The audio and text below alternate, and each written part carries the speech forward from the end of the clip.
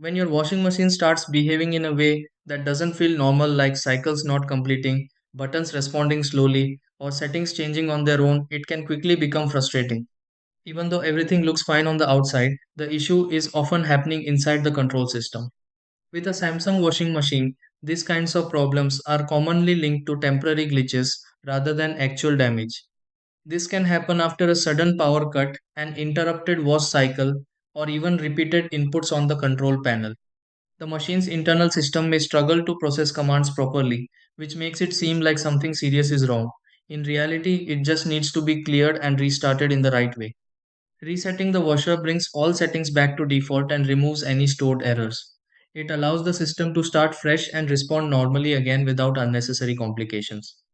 1. Plug off the washing machine using the power button carefully.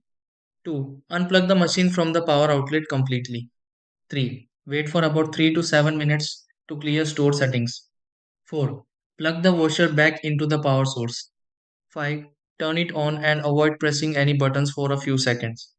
6. Select a new cycle and start to check normal function.